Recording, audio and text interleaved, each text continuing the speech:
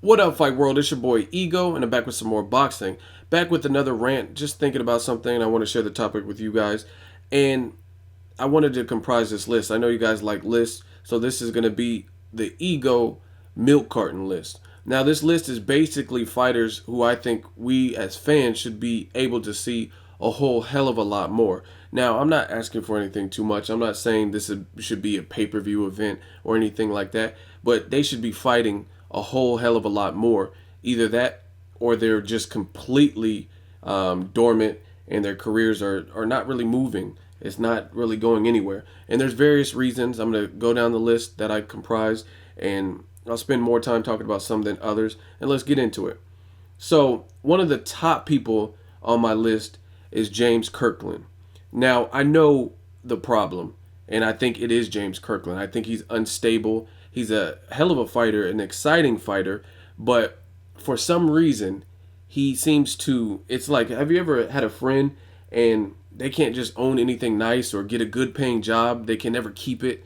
That's what James Kirkland reminds me of, that friend. Like, you hook them up, get them in good with your job, and they get a good salary, get paid good, and then they just can't keep the job. Either they're coming late or they find some way to fuck it up. And that's what I feel with James Kirkland. And he had the chance to fight a slew of different big names that were all going to be televised. HBO knows their market. They know that a fight or a fighter like James Kirkland will sell. You know what I mean? The ratings will skyrocket because he's entertaining. He has an entertaining style. And they talked about making a fight with Triple G. They talked about making the Canelo fight. They talked about and even made the Gabe Rosado fight. And I heard an Edislandi Lara fight. And none of these were good enough for Kirkland. And it's unfortunate because I like Kirkland. I like Ann Wolf a lot. And we don't get to see him. Plus, on top of that, you have SMS Promotions. And in my opinion, I think 50 Cent doesn't have the right business mantra and the right people in place to help him with SMS Promotions, because a lot of people on that banner we're not really seeing. So James Kirkland definitely makes the list. Again, it's kind of like a waste. And another thing that's unfortunate is he had legal trouble with Golden Boy, which kept him out of the sport over a year before 50 signed him. And I've never recall a time much in history where we have fighters come off good wins, good stoppage performances, and we don't get to see him again for another year. So as a fan, it pisses me off. Next person on my list, Julio Cesar Chavez Jr. Now, anytime you come from royalty, boxing royalty, a name like Julio Cesar Chavez, it's going to sell. You know what I mean? You're associated with that. The Alvarez brother fought Chavez Jr.'s brother, and that just happened. And it's a big deal in the boxing community, you know what I mean, just because of your namesake. And I think Chavez Jr. has a hell of a chin. He's tough. When he first came out, I was like, oh, who is this? Another boxer trying to make a name off of his father.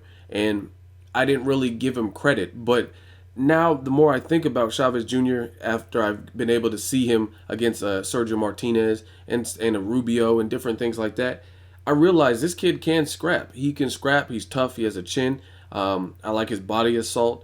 And a lot of his is mental too. Like, how well is he going to prepare himself? How out of shape is he going to allow himself to get? You know what I'm saying? Before he has to cut weight and stuff like that. So I think that's what's stagnated his career. Now he's suing Top Rank over his deal. And it's unfortunate because Chavez Jr., again, is a good fight and a good fighter to watch. Like I said, he's smoking weed, not fully committing himself to a brutal sport, and he's at least able to hold his own and not get knocked out by a Sergio Martinez, even though he got embarrassed for 11 and a half rounds. That's impressive to me. You know what I mean? That means he has a hell of a chin, and the motherfucker has heart and he's tough. If he's fighting good fighters like Rubio and different things like that, and he's able to, it's amazing how he's even able to hold his own or not get knocked out or totally get embarrassed. Like the Brian Vera fight was competitive, the first one. It was competitive, and I thought he lost it, but he was still landing some good shots and stuff like that. So the kid can scrap, and I hope we get to see him again. Then what milk carton list would be fucking complete without Andre Ward? Now, the thing that sucks about Andre Ward is, you know what I mean, that's a hometown guy. I'm from the Bay and stuff like that, so I always try to root for the locals. Um, he's a skilled fighter, and he's doing nothing for his career. Like, it's a shame that we've seen other fighters like Mayweather, who is known, he's literally been one of the fighters that are known to not fight often. And we've seen Mayweather fight, what is it, 4 times in the last 2 years. And we haven't seen that from Andre Ward, which is crazy to me. And you have guys like Roy Jones Jr., who has fought more times in the last 9 months than Andre Ward has fought in 3 years. That's a problem. And I understand the surgery and the rehab, and you know what I mean, you have to nurse an injury before you come back. But to see a guy who's number 2 on some people's pound for pound list, and he's just not active. And obviously, rest in peace to Dan Goosen. I don't know the outcome of that situation, but I know he was trying to get out of his contract. But it seems like this is your livelihood. There has to be a way to at least make a tune-up fight, something, some level of a fight. Like, I'm not saying you can make the big, you know what I mean, fights that are going to do a million views like Chavez Jr. or a fight with Gennady Golovkin or something like that. But shit, fight somebody. Like, is there any way you can fight somebody just to put food on the table and to build your marketability? So Andre Ward definitely goes on the list. I also have to put Demetrius Andrade on the list. And to me, he's a young, rising prospect, and that's why I have to hold him. I've interviewed him, talked to him, cool dude, stand-up dude. He's very confident. He's confident in his ability and his skill, and we don't get to see him. Like, I want to see him tested. Vanes Matarosen, that was good. Brian Rose was just kind of a tune-up fight. I want to see him against upper echelon guys that have been there before, like Edeslani Laura, Canelo, even a James Kirkland. Fights like that will tell me something. If he fought James Kirkland, even if just to see how he deals with that power and that relentless pressure. To me, that's how I gauge fighters. Like, everyone wants to talk about Mayweather and Pacquiao. It's cool. They've been in the sport over 15 years. You know what I'm saying? So it's easy to formulate conclusions because you've seen Pacquiao or Mayweather deal with adversity or hit with the big shot and how they respond and what they did after that. But young up-and-comers like Demetrius Andrade, I gotta see that. I want to see how you respond to Canelo's body attack or James Kirkland's relentless pressure staying on top of you. How do you outbox that? That's what I want to see to move him forward. Because all right now it's speculation. It's what I think is going to be the only thing I can go off. Next on my list, Abner Mares. Now, I understand he got knocked out by Johnny Gonzalez. However, why are we not seeing Abner Mares more often? Like, he took a lot of time after the knockout, a lot of time. He was supposed to rematch Johnny Gonzalez, and we haven't seen that. Then he came back to a tune-up fight. He looked suspect to me in the tune-up fight. I think he needs to get back in the ring. And the thing that's crazy about these fighters is, back in the day, like, I understand boxing is a business and this and that, but a lot of those fighters were active as fuck. Chavez Sr., Ray Robinson, even Mike Tyson, when he first started his first year, he fought like 19 people and he was knocking half of them out or more than half or whatever. And Abner Mares, like I said, I understand you came off a knockout, but you got to get in there. Like, if you want to continue boxing, you have to keep the fans, like, you have to celebrate your brand and keep the fans reminded of what you've done, because the longer you wait, the more you disappear into obscurity. So I think Abner Mares definitely, he looked ring rusty in his last fight. He has to get in there. Next on my list, Guillermo Rigondeaux. Now, this is a guy, he fought pretty recently. However, in between fights, we have to wait a long time. And this is a guy over 30 who has all the skills in the world. People compare his skill set to Mayweather and this and that. And I'm impressed with him. I'm impressed with his actual ability and his skill set. Some people call him boring, say he sucks or whatever. But if you appreciate the sweet science, you have to appreciate like what he did to Nonito Donaire. That's second to none, because I've seen Nonito troubled. You know what I mean? He had trouble dealing with defenses. Like Narvaez didn't want to open up. Nonito Donaire versus the Japanese dude Nishioka didn't want to open up. So he had to decode the puzzle and try to attempt to look good. Or Jeffrey Matabula, he was real tall and it gave Nonito some problems. Nonito broke his jaw. But I haven't seen a fighter take Nonito like his confidence like Rigondeaux. So that, to me, that is impressive, especially to do it with a minimal amount of pro fights.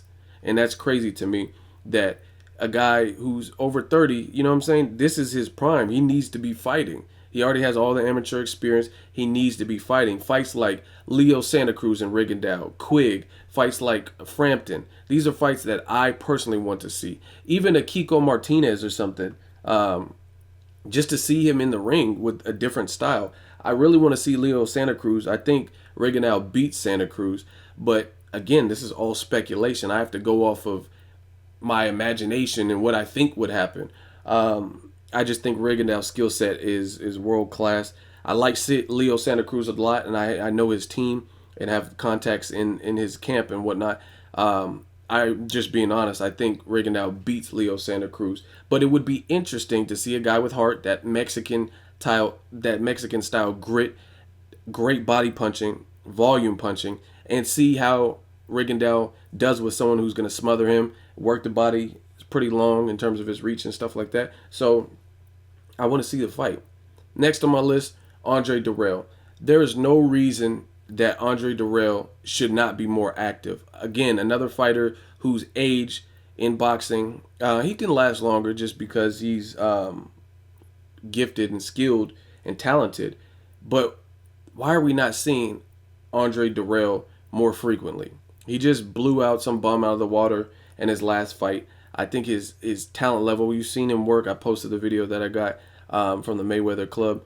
And he worked J. Leon Love, and we don't get to see him. He was signed to SMS Promotion. Another reason that I feel his career has kind of been stagnant. They're not doing the right things to promote. And some of these people call these fighters boring, but there's no way you're going to increase your brand without consistency. You have to be in the public eye. I think that's why guys like Adrian Broner are at the level of exposure that they're at now, because HBO, they seen his cocky personality and they ran with it, and they gave him a lot of attention. They gave him some main events like Broner versus Eloy Perez and did the commercials up and shit for him, and we got to see him. If fans got to see Andre Dirrell, they might not know and remember the Carl Froch fight. But if fans got to see him more frequently, they may just respect his craft and his skill set and how good he is. I would love to see Andre Dirrell versus Andre Ward, but both of these guys are talented and they're both fucking inactive. Next on my list, Keith one-time Thurman. This just doesn't make any fucking sense to me. I've been talking about it on my channel for so long. I don't know why he doesn't get the exposure. I mean, he's a clean-cut dude. He talks boxing. Like when I hear his commentary about what to expect in the Mayweather Maidana 2 fight or this and that, he's educated on boxing. He speaks. He has good commentary. He's confident in his skill. He's confident in his power. He calls people out. And we don't get to see shit. We don't get to see anything from Keith Thurman. I want to see Keith Thurman tested. I want to see, similar to Demetrius Andrade, if he can cash the check that his mouth is writing. That's what I want to see. I've seen improvements, but I got to see it on a greater scale now. You know what I mean? I just can't fathom why fans wouldn't even want to see Keith Thurman more in the ring. I understand, he has an injury, but you got to look at that. That was recently that he got the injury, shoulder injury or whatever, and he's still been pretty inactive. Plus, we're seeing him against guys who are past their prime, considered more or less gatekeepers or came up in the lower divisions. I don't want to see Julio Diaz and Thurman anymore. I don't want to see Jesus Soto Caras. He's clearly younger and stronger, or whatever the case is. I want to see the good fights with Keith Thurman to see where he's really fucking at. Period. That's all I want to see. And fans are bitch made nowadays sometimes, where they're quick to outcast someone and say, he hasn't fought nobody. You got to give the person an opportunity. And if he fails, then fuck it, he failed. You know what I mean? Back to the drawing board. But let him have his moment. Let him have his step up. How many people have we seen and they've received step up fights that they didn't even deserve really. Like Rod Salka, why did he deserve a shot at Danny Garcia when he's from a lighter division and the world doesn't know him and he's done nothing? You know what I'm saying? Why did he deserve it more than Victor Postal or somebody who's been more active or impressive in recent memory? So give the man Keith one-time Thurman his shine. Give him his opportunity. Let's see where he's at. Stop making excuses. Somebody fight this dude. And I really, like I said, especially stylistically, he appeals to casual fans. I can picture that. You know what I mean? You don't have to care about the sweet science and finesse and stuff to enjoy Keith Thurman. So really, I just want to see him have his opportunity. Another person on my list, Yuriorkis Gamboa. Now, I heard he's going to drop back in weight, and I understand he got knocked down a bunch of times in the Terrence Crawford fight. It was a good fight. To me, that's the fight to beat. That's my fight of the year. It's a close behind the John Molina and Lucas Matisse. That was another war, and I enjoyed it. I think the reason why I liked, like why I would personally put the Terrence Crawford Gamboa fight slightly ahead of John Molina and Lucas Matisse is the level of skill. Like Gamboa looked very sharp early. His punches were crisp. They were fast. He looked very athletic, very strong. And it looks like they both hurt each other. You know what I'm saying? So to me, it was a chess match, but it was intense because there was a level of athleticism and a level of tension, and you didn't know what was going to happen. I'm like, damn, Terrence Crawford's getting rocked. And then Terrence Crawford would rock Gamboa, and then he knocked him down. So it was just a brilliant performance, and I gained a lot of respect for Gamboa. He went out on his shield. He like really gave a great performance, even though he got knocked down several times. And I'll always give people like Sergio Martinez, yeah, he got destroyed by Cotto, but I give him credit. Coming off a long layoff, going against a Hall of Famer, you get credit for at least stepping in the ring, whereas you have other guys like Adonis Stevenson, who's a good fighter, but he ducked networks to not fight Kovalev and shit like that, and we haven't seen him fight, you know what I'm saying, in recent memory. So, and he's fighting guys like Funfaro. So I'll always give guys like Gamboa credit for going out on their shield and, you know what I mean, making it a fight and trying. So I don't understand why we haven't seen Gamboa more. I was really stoked for Gamboa versus Brandon Rios when they were talking about that way back when, and we didn't get to see it. Part of Gamboa's business fault. He thought he was getting gypped or whatever, but I think we need to see the dude more because win or lose, I think he's an exciting, stylistic fighter, and he doesn't deserve to be inactive. And then last on my list, Mikey Garcia. Now, this guy I told you guys about a long time ago on my channel before he even fought Orlando Salido even. And I told you he's the goods. I've seen him. I've studied him. I think Mikey Garcia is highly talented. They were calling him the Mexican Mayweather and all that. That's because he's a skilled fighter. He doesn't just rely on the Mexican brawler wit or whatever, or heart, but he uses a level of skill. He sets things up. He has power, and he's exciting. I would love to see Gamboa and Garcia still, because just because Terrence Crawford beat him doesn't mean that Mikey Garcia will. It's all styles make fights. It's all about timing in boxing. So I understand Mikey Garcia is dealing with his legal trouble, but I want to see him back in the ring. And it's like, how long do we have to wait to see some of these great fighters in their next fight? Mikey Garcia, he had Juan Carlos Burgos completely outclassed and completely gun shy. That is impressive to me because Burgos looked bigger and taller than Mikey Garcia, and he has some power. Same thing with Rocky Martinez. That's a difficult style, and he stopped him. So I really like Mikey Garcia, and I just want to see him back in the ring. You got guys like Gennady Golovkin. People complain all day he hasn't fought anybody, and I agree his resume isn't the greatest, but at least the motherfucker's fighting multiple times a year. Same thing with Canelo. Some people complain. Post-Trout, his schedule's been pretty tough. Some people, even myself, I'm not too big on Canelo versus Josh Clottey. However, I can't knock him too much when the motherfucker's fighting 3 times in a year. He's doing what you're supposed to do as a young fighter, period. Canelo, he fought Angulo. He fought Edeslani Lara, which was supposed to be the most difficult test, and they were the 2 best guys at 154, according to the public.